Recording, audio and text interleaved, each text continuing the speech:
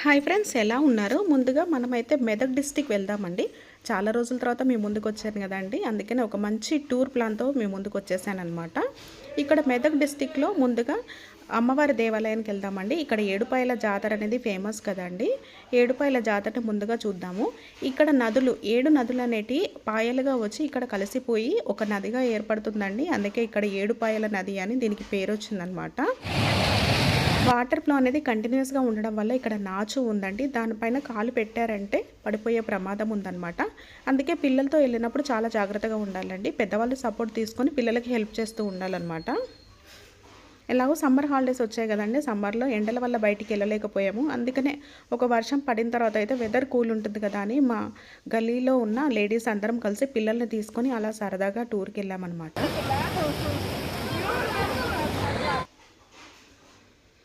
అమ్మవారి దర్శనానికి చాలామంది వచ్చారండి. చాలామంది మొక్కులు సమర్పించుకుంటున్నారనమాట.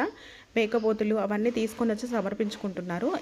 ఇది సంతాన గుండం అండి. పిల్లలు కాని వాళ్ళు ఇక్కడికి వచ్చేసి అక్కడ నీటిలో మునిగారంటే సంతానం కలుగుతుందని ఇక్కడ ప్రసిద్ధి అనమాట. చాలామంది వస్తూ ఉంటారండి. చాలామందికి కూడా మంచి జరిగిందంట. ఇలా జరిగిన వాళ్ళు మేకపోతులను, కోడి పిల్లల్ని సమర్పించు తమ మొక్కుల్ని తీర్చుకుంటారు. ఆ తర్వాత కొండపైన ఒక దేవాలయం ఉందండి. ఆ పైకి వెళ్ళాము. చాలా హైట్తో ఉందండి అది. చాలా జాగ్రత్తగా వెళ్ళాలి. ఇక్కడ రాళ్ళు ఉన్నాయి కదండి. ఇక్కడ కనిపించే రాళ్ళని ఒకదానిపైన ఒకటి పేర్చి కట్టామంటే కనుక మనం ఇల్లు కట్టుకుంటామట అండి. అది ఇక్కడ ఆనవాయితీగా వస్తుందంట. చాలామంది మేము వెళ్ళేసరికి అక్కడ అన్నీ పేర్చి ఉన్నాయన్నమాట. చూడండి వీళ్ళు ఎంత పెద్దగా కట్టారో. అలాగే అమ్మవారు అనే వాళ్ళు ఇలా పైన ఉండేవారట అండి. అయితే పైకి ఎక్కడం దిగడం కష్టమవుతుందని చెప్పేసి అమ్మవారిని కిందికి దింపేశారంట. అలాగే వరదలు వచ్చినప్పుడు కూడా ఒకసారి కింది వరకు మొత్తం వరదలు వచ్చాయట, కానీ ఈ అమ్మవారి దగ్గరికి రాలేదట అండి. ముందుగా వెళ్ళిన వాళ్ళందరినీ చూపించాలి కదండి. ఇదిగోండి, ఇదే మా గ్యాంగ్ అనమాట. మేమందరం కలిసి ఒక బస్ తీసుకొని వెళ్ళాము. కొండపై నుంచి దిగే క్రమంలో చాలా హైట్తో ఉన్నాయండి స్టెప్స్. అంటే మెట్లు తక్కువే ఉన్నాయి, కానీ ఎత్తు మాత్రం చాలా ఎక్కువగా ఉన్నాయన్నమాట. దానికి తోడు కోతులు కూడా ఉన్నాయి. చాలా జాగ్రత్తగా వెళ్ళాలండి. ఇక్కడ స్నానాలు అవి చేస్తూ ఉంటారు కదా, బట్టలన్నీ కూడా పక్కన ఆరేసుకున్నారనమాట. ఒక హాఫ్ అన్ అవర్ జర్నీ చేసిన తర్వాత మనకి చిట్టుకులమ్మ దేవాలయం వచ్చిందండి. ఇక్కడ ఈ ముందు ఎంట్రన్స్ అయితే ఉంది కదండి, చాలా పెద్దగా, అంటే 9 ఫ్లోర్స్ ఉందన్నమాట. చూడండి పరిసర ప్రాంతాలు కూడా ఎంత క్లీన్గా, గ్రీన్గా అండ్ ప్రశాంతంగా ఉన్నాయండి. టెంపుల్లోకి వెళ్ళిన తర్వాత ఎంత ప్రశాంతంగా ఉందో. ఇక్కడ ఈ తలుపులు చూసారా? అసలు తలుపుల దగ్గర మేము నిలబడ్డామంటే ఎంత చివర ఉండిపోయామంటే అంత చివర మరుగుజ్జు వాళ్ళలాగా ఉండిపోయామన్నమాట. దేవాలయం లోపలికి వెళ్తున్నాం కదండి, అందుకే ముందుగా ఒకసారి అలా నమస్కరించి వెళ్ళామంటే మంచి జరుగుతుంది. నమస్కరించుకొని వెళ్ళడం చాలా మంచిది కదండి. ఒకసారి నేను ఈ ఎంట్రన్స్లో మీకు చూపిస్తాను చూడండి. దీని పైకి ఎక్కడానికి ఇక్కడ స్టెప్స్ ఉన్నాయండి. చూడండి, ఇది మొత్తం కన్స్ట్రక్షన్స్ అవ్వలేదండి. అందుకోసమని దాన్ని క్లోజ్ చేశారు. ఎందుకంటే విండోస్ పైన ఇంకా గ్రిల్స్ అవి పెట్టలేదన్నమాట. గ్రిల్స్ పెట్టకుండా ఉంటే పిల్లలు ఎక్కి పడిపోయే ప్రమాదం ఉంది కదండి. అది కూడా ఒక అపచారంగా ఫీల్ అవుతారు కదా, అందుకోసమని ఇలా గ్రిల్స్ పెట్టే వరకు కూడా వాటిని క్లోజ్ చేసి తర్వాత ఓపెన్ చేస్తారంట. ఇప్పుడైతే మనం గుడి లోపలికి ఎంట్రీ అవుదామండి. చాలా పీస్ఫుల్గా ఉందండి ఇక్కడ మధ్యాహ్నం భోజనం కూడా పెడతారంట, కానీ మేము వెళ్ళేసరికి టైం అయితే అయిపోయిందండి. చాముండేశ్వరి క్షేత్రం అని పిలుస్తారట అండి ఇది.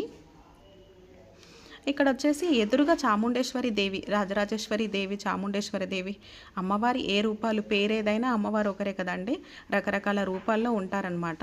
ఇక్కడ ఈ అమ్మవారు ఉన్నారు. ఈ అమ్మవారికి ఎదురుగా ఇక్కడ ముగ్గురు దేవతలు ఉన్నారు చూడండి. వీళ్ళు బ్రహ్మ, కాళి, వైష్ణవి, వీళ్ళు ముగ్గురు దేవతలు ఆపోజిట్లో ఉన్నారనమాట.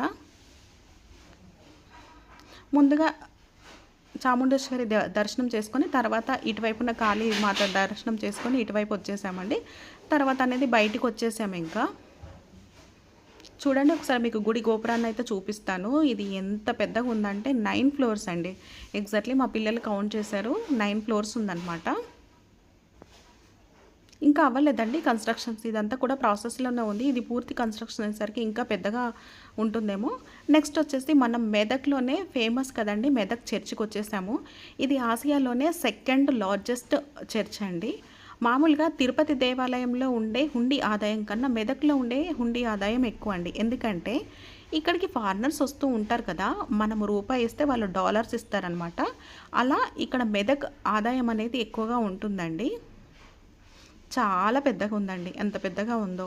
మేము వెళ్ళింది సండే కాబట్టి చాలా రద్దీగా కూడా ఉందన్నమాట. అప్పుడు ప్రేయర్స్ జరుగుతున్నాయండి మధ్యాహ్నం టైంలో కదా, అందుకని మాకు లోపలికి వెళ్ళడానికి వీలవ్వలేదు. కంటిన్యూస్గా ప్రేయర్స్ ఉన్నాయి. క్రిస్టియన్స్ ఎవరైతే ఉన్నారో వాళ్ళు ఇక్కడికి విజిట్ చేస్తూ ఉంటారండి. తలనీలాలు అవన్నీ కూడా ఇక్కడ సమర్పిస్తూ ఉంటారట.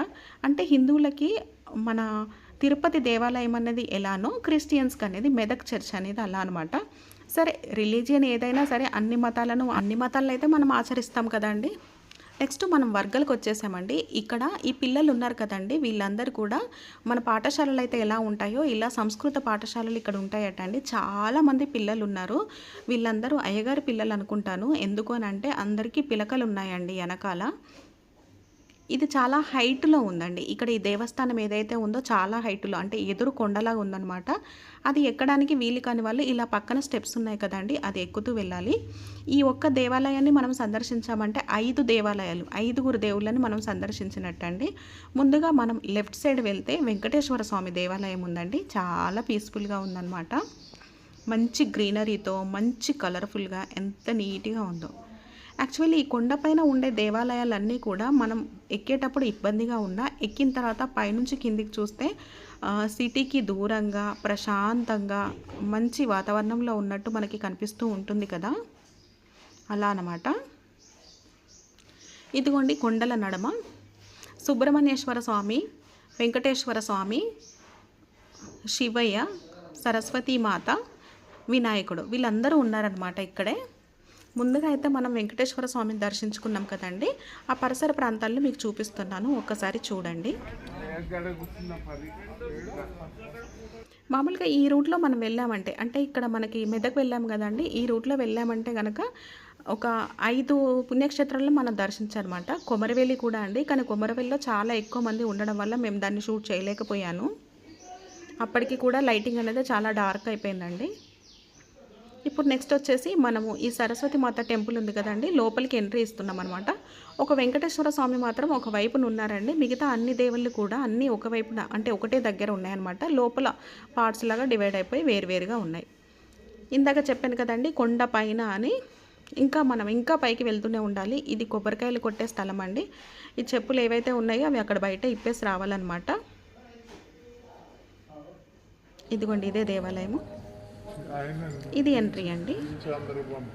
తెలిసిందే కదండి, ఎక్కడైనా సరే మన దేవాలయంలోకి వెళ్ళామంటే కనుక నమస్కరించి లోపలికి వెళ్తూ ఉండాలి. యాక్చువల్లీ ఇక్కడ లిఫ్ట్ ఫెసిలిటీ ఉందండి. పైకి ఎక్కని వాళ్ళు ఎవరన్నా పెద్దవాళ్ళు ఉంటే కనుక లిఫ్ట్లో వెళ్ళొచ్చు. 10 రూపాయలు మాత్రమే ఉంటుందండి. తను మాకు చెప్పారండి 200 మెట్లు ఉంటాయి, లిఫ్ట్లో వెళ్ళండి అని చెప్పారు. అయినా సరే మేము దగ్గరే కనిపిస్తుంది కదా చూస్తూ వెళ్ళొచ్చు అని వెళ్ళామన్నమాట. మెట్లు అయితే 120 ఉన్నాయండి. కాకపోతే ఒక్కొక్క మెట్టు ఎంత హైట్తో ఉందంటే అసలు మోకాల వరకు కాళ్ళు లేపి పైకి ఎక్కాల్సిన పరిస్థితి ఉందండి. అంత హైట్తో ఉందన్నమాట. చూస్తే అలా అనిపించట్లేదు కానీ చాలా స్టెప్స్ ఉన్నాయండి. ఇక్కడ అందరూ అక్షరాభ్యాసం చేస్తున్నారండి. అంటే బాసరకి వెళ్ళలేని వాళ్ళు ఎవరన్నా ఉంటే ఈ లోకల్లో ఇక్కడ చాలామంది అక్షరాభ్యాసం అనేది చేస్తూ ఉంటారంట. ఇదిగోండి అమ్మవారు. ఈ అమ్మవారు ఇక్కడ నుంచి చూడండి, మీకు క్లోజప్లో కనిపిస్తుంది. అంత హైట్తో ఉందండి ఆ పైన. Thank you. Subscribe my channel. ఇవేనండి ఈరోజుకి మన విశేషాలు. Thank you. Visit again.